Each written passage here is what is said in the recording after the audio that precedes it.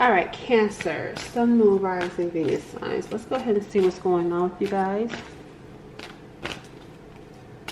All right, we got here. Picking up some. There's something here about being watched. Why does that tend to come through a lot for you? You being watched. There's something about the eyes. And there, again, because I'm picking up being looked at, but it's like hidden. Like being looked at in some sort of hidden type of way.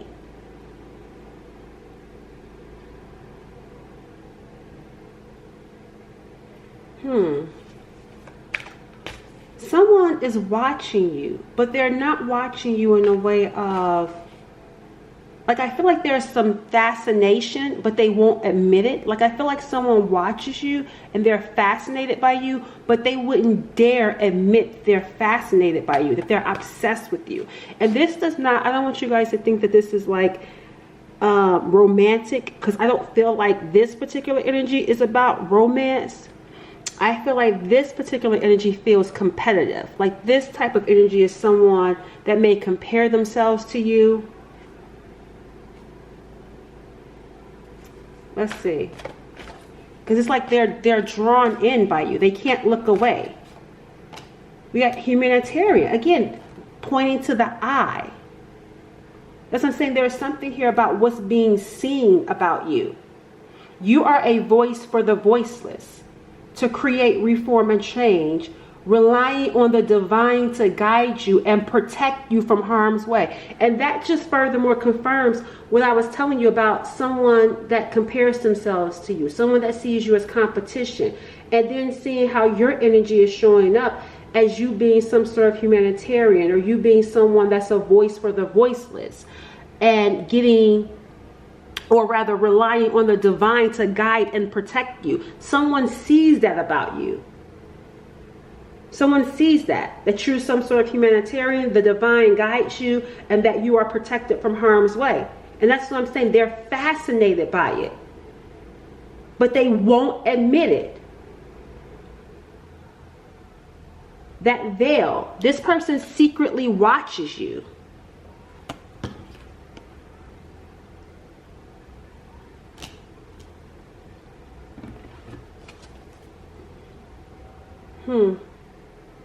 It's not, this isn't the only one. I'm picking up another person that watches you too, but this is someone that I feel like isn't necessarily directly connected to you. I feel like there is someone that watches you with intention, and maybe the other person is watching you because of what this person is telling them. I just feel like there's two people watching you, but one of them is watching you with intention. The other one is watching because of what that other one is telling them about you. Yeah, we got here empath. It says here you have empathic abilities, being able to feel another person's emotions as well as their thoughts and energy, having no control or awareness over this exchange. So you could be someone that's not only a humanitarian, you're an empath. You have some sort of ability to read and feel energy. I feel like some of you think that that's natural because you've had that all your life, and it's not. Because remember when I'm telling you about how someone is fascinated by you, and you may be thinking, what's to be fascinated? It's because of this ability that you have. The ability that you have, you may have had it all your life. However, or because you've had it all your life, you may have thought it was normal. Maybe you thought everyone, had that ability. But no. That's why it says here, you're a voice for the voiceless, because everyone does not have that empathic ability. I also feel like that particular ability did not come without any cost, because seeing here the face and then the side right here, this is making me feel like this type of ability, or because of who you are, has came with some sort of wound or some sort of destruction for you. It cost you something. It has bruised you in some way or somehow. This ability. And even right here, the eyes are closed, which is telling me like there is something about what you're able to see. You see how her eyes, that eye is open, and then like I was telling you about the other person, the eyes are open, but when I'm picking up on your energy, the eyes are not open, which tells me there's something about what you can see. Even at the start of the reading, I kept thinking about eyes. There was something about being watched, seen. There's something about what you can see without knowing. There's something that goes back to being an empath, feeling. You can feel stuff. You don't need, like you can see stuff and you can spot when something is real or fake. And it's because of what you feel about it. You have some sort of ability that you may have thought was normal, but it's not normal, and it gets you attention. And like I said, fascinated by this energy that you have. You know things without being able to explain it. It's just something that's been a part of your life. See, teacher. We got here, it says, your words have the power to heal, making you a source of light for the wounded. They're not just even talking about you being wounded. So you had to be wounded in order to be a source of light for those who are wounded. And that come to you for guidance and wisdom, to give them strength and direction. That's what I'm saying. Like you having this ability meant that you didn't have an easy path. You couldn't have. Look at her face. Your path was not easy.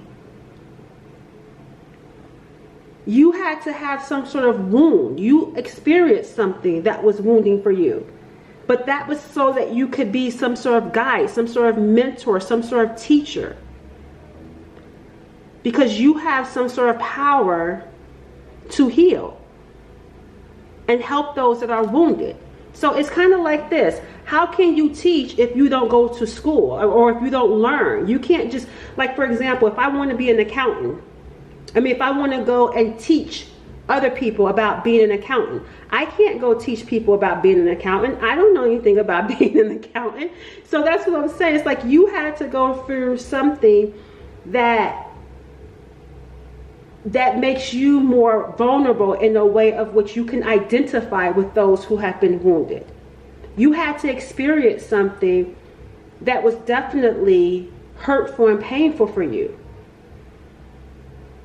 because of what you're meant to do, to guide. So it's like even though you went through what you went through, you were still protected from it taking you out, because some of you went through stuff that could have taken you out. But you're still standing, you're still here. Let's see what's coming in for you. What's coming in for the viewer?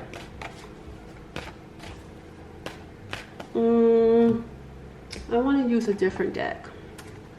What is coming in for the viewer? A romantic interest has been anxious in anticipation to receive a message and hear from you. I don't see, that's not coming in for you. That's someone waiting to hear from you, I guess. Let me see. What's coming in for the viewer? Let's take the top card.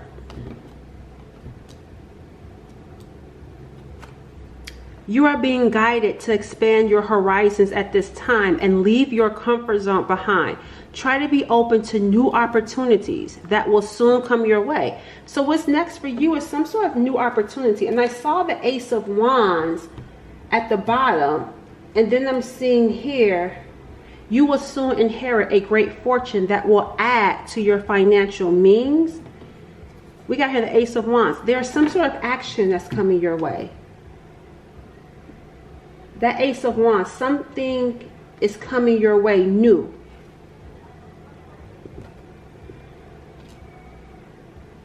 Let's see what it is. Whatever it is, it's going to require you to step outside of your comfort zone.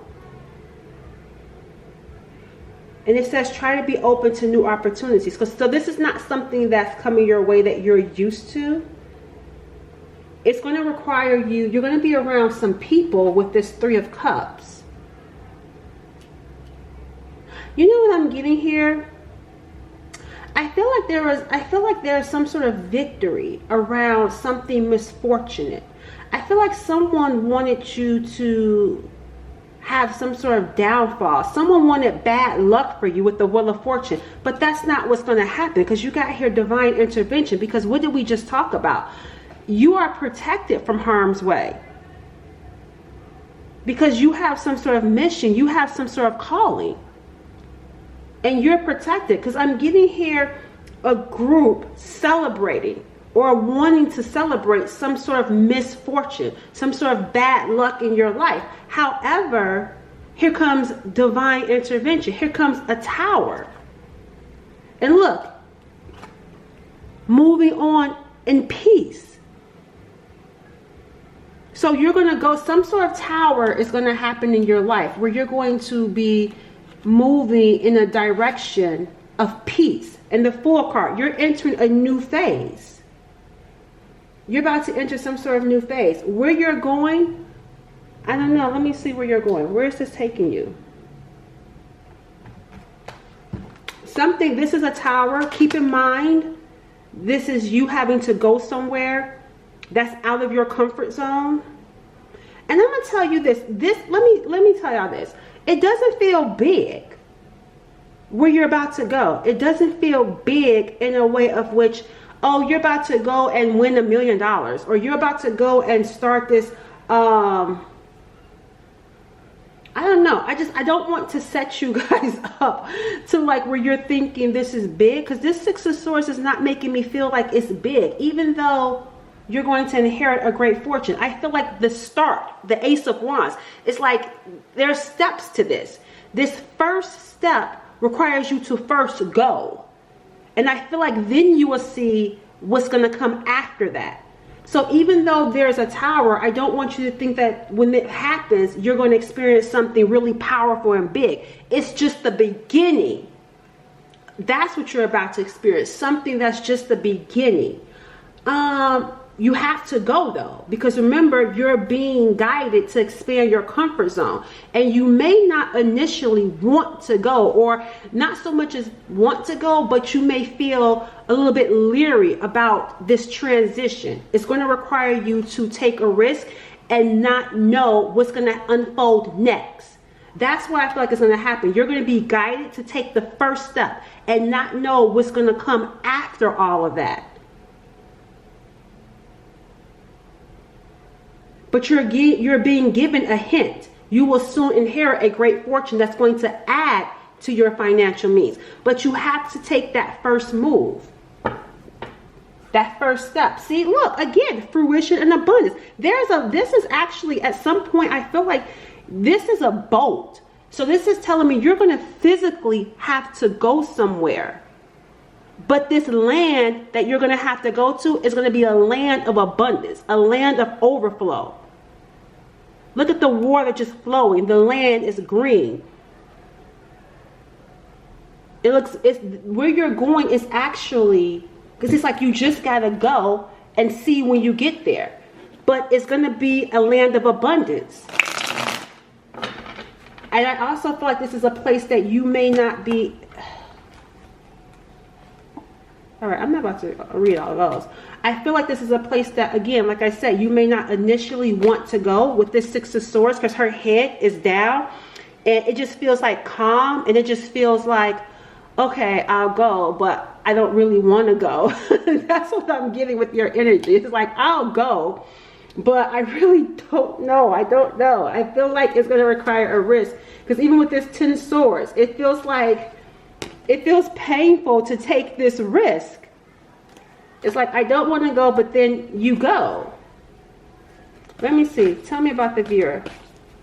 This is a relationship. The Two of Cups is next. The Two of Cups. And then there's another person here. But let's see. Tell me about where this viewer is going. Where's the viewer going? Let's get insight around that for what's going to happen next with this Tower. Oh, look at that. What did I tell you? This is further confirmation. It says luxuries, assets, possessions. I'm telling you, wherever you're going next, it's going to be a land of abundance. It's going to be overflow for you. You just have to Ace of Wands it. You just have to go. And the Fool. This Fool is starting a brand new life, a brand new journey. But you have to take that step and not know what step 2, 3, and 4 are going to look like. And this is about a relationship with the Two of Cups coming in. You may have to go somewhere with someone.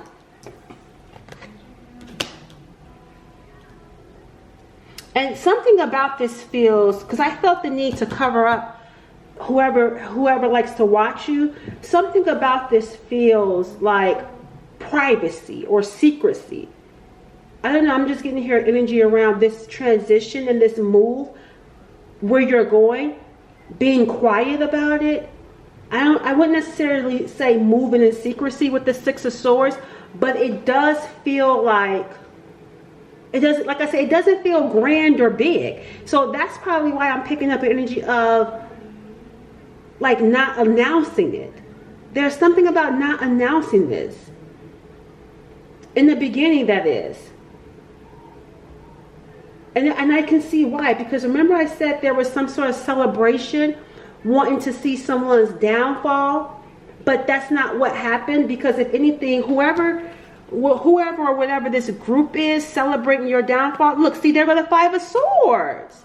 Look, it's trying to sabotage.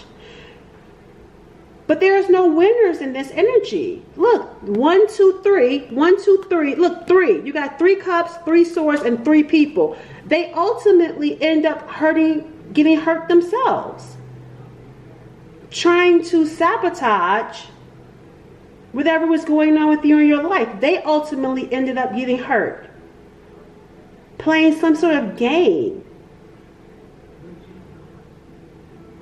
It feels like, I don't know, it feels like intentionally trying to provoke. Embarrassing. I feel like whatever it is that's happening, someone feels embarrassed. I'm also picking up some sort of like passive aggressive behavior and playing victim afterwards. That's why that 3 of Swords is there. It's like they manifested their own downfall, their own 3 of Swords, by being in that 5 of Swords energy, by playing dirty. They're now in that 3 of Swords energy. The Magician's in reverse. See, and look, in regret, the 5 of Cups. Regretting it. And they're, again, focusing on 3. There's something significant about 3 people here. There's something significant, whether it's a group of 3 or something around 3 individual people. I'm definitely picking up 3 people though. All right, so that's what's next for you. Let's get a card around this 2 of Cups. Who are you connected to? Who is the viewer connected to? And this 2 of Cups. Yeah, see, didn't I just tell you that? Step by step. You got to take the first step. Didn't I just say that? See? Whoever this person is, you got progress, but it's going to be one step at a time. And I feel like whoever this person is that you're connected to, we got freedom and evolution showing up.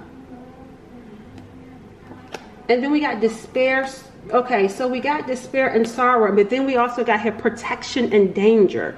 So I feel as though, here go that land, here goes the house. Look. Moving, location change, house. That's what I'm saying. I feel like you're going to be moving house. Now, the thing about this despair and sorrow, and it's protection, because remember, there's heavy energy around some people, and it feels like some sort of like, I don't know, the behavior feels inappropriate, because it's like someone is trying to stand guard because of this despair and sorrow. So a group feeling betrayed, feeling hurt. So it's like this person that you're connected to, protection and danger, trying to stand guard over what they could possibly, I guess, do. I don't know, but I'm not seeing you be bothered by it with this freedom and evolution. And it feels like you're going to be free, and maybe you're going to feel free because this other person is going to be the protective one in the situation. So you're not going to have to worry about that. At least that's what it looks like for what I'm seeing here, okay? Let's go ahead and wrap things up for you. Let's get a advice card for you. Because like I said, when this happens, there's going to be some hesitation on your part. What's the advice for the viewer around this situation? I just feel like wherever you're going, you're not going to have to worry about anything. The AC, the Ten of Wands, is coming to an end, because some of you could have been feeling overwhelmed, burdened, stressed out with this Ten of Wands energy. And it says here, now may be the time to reach deep into yourself and identify your purest, most wholesome impulses. Look beyond the challenges, setbacks, disappointments, and frustrations you tend to see so easily, because that's where the hesitation is going to come. Because you've been disappointed. You've experienced so many challenges and setbacks. So you're going to be leery about moving again into this particular new phase of life, thinking that it's going to be another bad experience. It says, as you reawaken, it says reawaken your high-minded inner child, and that's where this freedom comes in, because these wands are about to drop. It says you will refresh your daily life with a joyful purpose as you reawaken. Because see, you're going to be free, because I told you, you won't have to worry, because you may be used to carrying those wands, doing it all on your own. But look, she's free now. You're not by yourself. So we got here, this new phase is going to allow you to reawaken and have a high-minded inner child that's going to refresh you. I'm even feeling like you're going to feel more creative in this energy. I feel like you're going to create something. That's just what I'm giving here. All right, so the advice is to look beyond what you've gone through with this next season, because this next season is going to be your best season. Look, the Sun card is even sitting right here. Have confidence in your natural divinity. I'll just stop right there though. I think the Sun card is a good way to leave it, because you're coming from this 10 coming to an end. You're close to the end. And the Sun card, rebirth, joy, and positivity, is on the other side. All right, catch y'all later. Bye.